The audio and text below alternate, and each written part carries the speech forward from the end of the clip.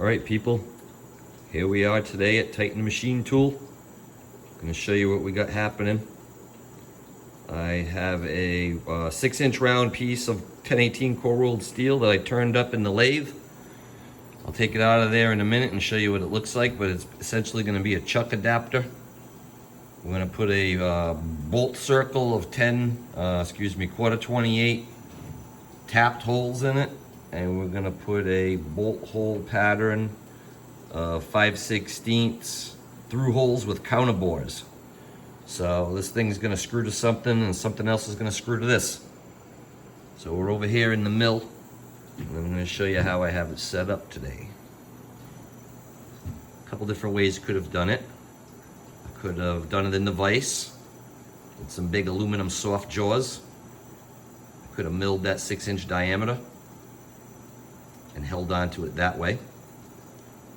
But I have this dividing head, chucking spacer, Hotford spacer, super spacer, whatever you want to call it.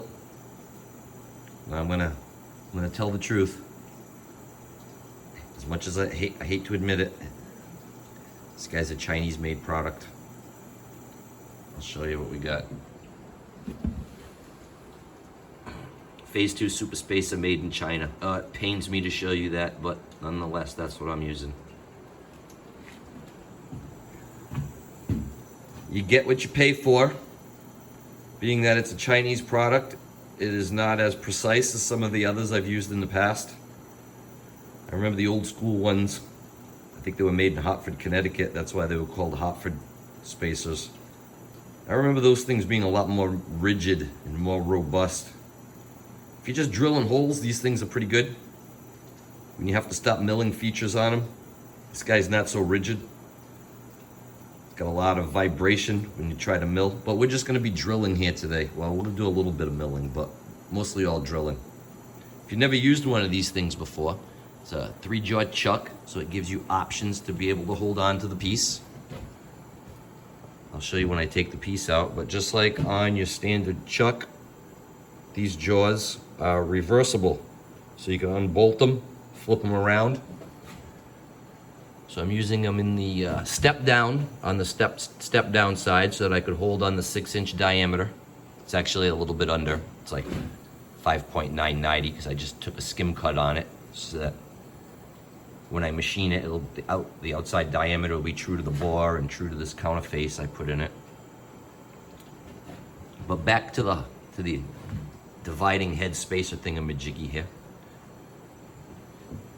Now when you're running a 2-axis machine and you have to do bolt hole circles and stuff, it's no big deal. You don't even have to divide the chuck or index the chuck. You can just position drill and use your XY coordinates to put your holes in, bolt circles, whatever. But back in the day when you didn't have those features, or if you have a manual machine, this thing could come in handy. Because down here, you can see it has degrees on it all the way around, 360 degrees, and it has a fine scale to break it down into minutes, but I wouldn't rely on that. This thing is not reliable for that. But you can change the back plates. On the back side of that thing, if you open it up, it has these dividing plates. So you can change out the dividing plates, and it'll lock in and detent as you index. You know, 2 places, 180 degrees apart. 3 places, 120 degrees apart.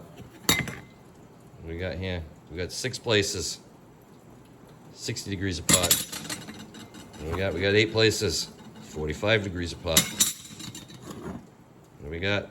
We got 30 degrees apart. 12 indexes. And what you can do here is you can unspring load this guy, and when you unspring load it, you can rotate the chuck. And it'll lock in and detent every time you rotate it into the next one. I'll put this thing down here. Look what I gotta do. I have to put a big old box riser on here so that when I put the camera down and use this new tripod that one of my beautiful viewers sent to me. Thank you very much again, I appreciate that. See if we can get a view on it here. So I'll show you what I mean. by indexes. On the other side, where you already saw me working, you can't see it now, you're blind to it over here, but there's a spring-loaded detent, and when you push the spring-loaded detent, you can rotate the chuck. So this guy will lock in on its own every so many degrees. So if you had to drill a bolt hole circle, 6 holes on the bolt hole circle, you know, 60 degrees apart, you don't have to dial out X, Y to every single one. You could come out to the first one right there, whatever the radius is, dial out to that, put the first hole in, index, put the next one in, index, put the next one in, index, etc., etc. But if you pay close attention, let me zoom in. If you were paying really close attention, and you can see the indicator dial, I'm going to get you closer here, see if we can get a better view on it. And I'm going to do the same thing again, and you'll see what I mean when I say you get what you pay for. Watch the dial as I index that thing to different degrees. I'm not even going to let it lock in. I'm just going to show you that this guy has some run out. So when I say you get what you pay for, that's what I mean.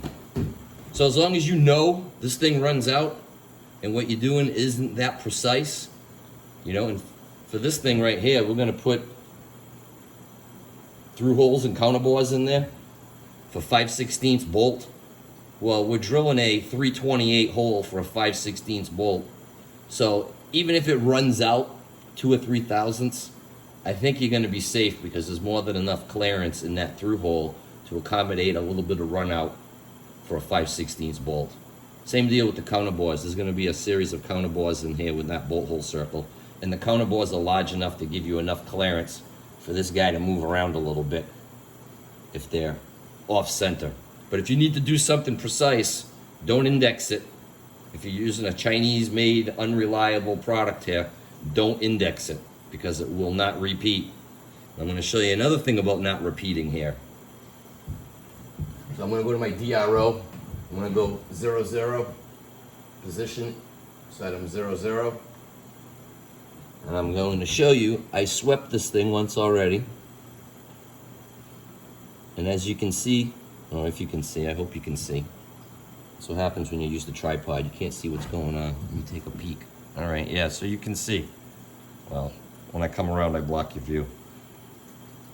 But we do have a little bit of run out there. It's not perfectly on center.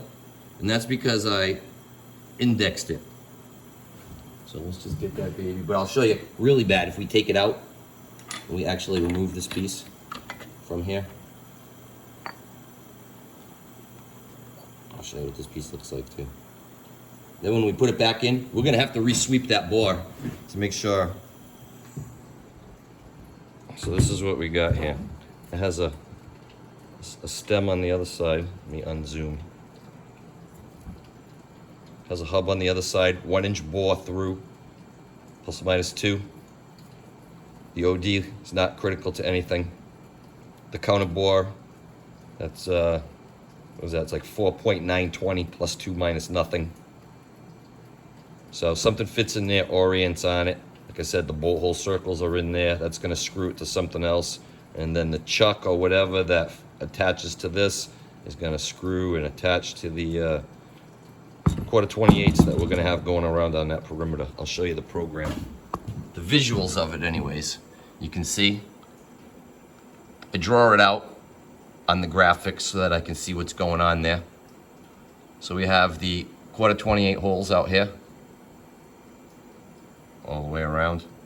And then we have drill and counter bore for 5/16 on a bolt hole circle. So that's how I'm going to hold that guy. I had to flip the jaws around and open them up big enough so that that turned hub would drop down inside. if I couldn't arrange the jaws in a manner to hold on the 6-inch, I would have had to hold on that 2-inch diameter hub, but I'd rather not. I'd rather hold on the larger diameter, let that guy sit flat down in the jaws like that, and grab it. So now I'm gonna close the chuck again here and grab this thing. Let's put the camera down. That's what the tripod's all about, right? Put that back on there. This video's not gonna be very good. Sorry. So I'll show you now that I took it out and I put it back in, and I come back down here. It may be close. Let's see what we got. It's actually not too bad. It repeated okay that time. But if you got to do multiple pieces, don't rely, and they have to be accurate. Don't rely on this thing repeating within 1,000th or less every single time you change the pot. If you need to maintain that type of tolerancing, every time you put it in, re-indicate that bore or whatever you're indicating and locating, working off of, and don't index the chuck. If you use that detent and index that thing on those plates, you're not going to have spot on concentricity. So that's what we got going on today. Hope this video helps anybody out there trying to do something like this. I'm gonna have to try using maybe my GoPro camera and strap it right to me. Then I can work with 2 hands. It's tough to get the camera right on to see what you want to see using the tripod. Like I said, I had to use that stupid box riser here just to get the camera at the right height to put it down so you can see. So I mean, making these videos is kind of a logistical nightmare sometimes when you just want to get in there and work, make chips. All right, so that's it for today. Maybe I'll do another video of me actually making chips. I do a lot of talking. Maybe we'll make chips in the next one, showing you what I got going on. All right, Titan Machine Tools signing off for today. Thank you for watching.